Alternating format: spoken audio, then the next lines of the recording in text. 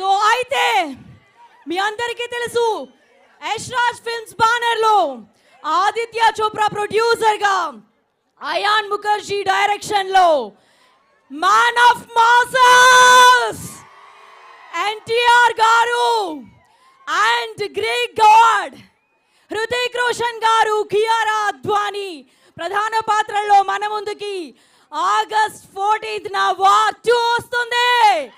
సిద్ధమా మీరంతా? వార్కి సిద్ధమేనా? ఎస్.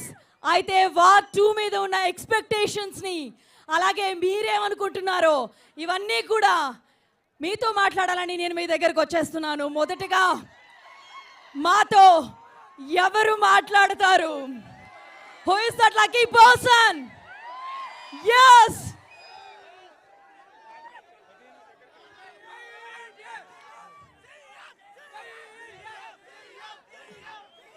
CM. Yes, మీ పేరు? మీ కష్టం చాలా క్లియర్గా కనిపిస్తుంది. పైనుంచి కింద వరకు తడిసిపోయారు.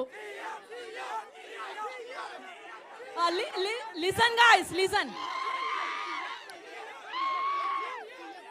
నేను క్వశ్చన్ అడిగిన తర్వాత మీరు అరవడం మొదలు పెడతాం ప్లీజ్. సో వార్ 2 మీద మీ ఎక్స్పెక్టేషన్స్ ఏంటి? వార్ 2 గురించి చెప్పే ముందు ఎన్టీఆర్ గురించి 2 మాటలు చెప్తాను.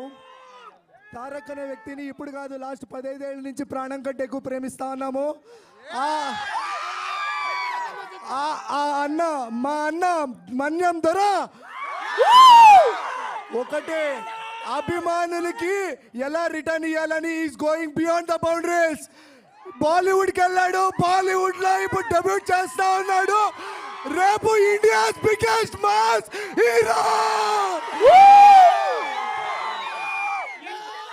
నందమూరైన ప్రతి ఒక్కడు కాలర్ ఎత్తి తిరగాలన్నదే మా కోరిక. ప్రతి నందమూరి అభిమాని కాలర్ ఎగిరేసేలా ప్రతి సినిమాను ఆయన చేస్తూ వస్తున్నారు. సో నెక్స్ట్ ఎవరు మాట్లాడబోతున్నారు? దుబాయ్ ఫోటోషూట్ చూసారా?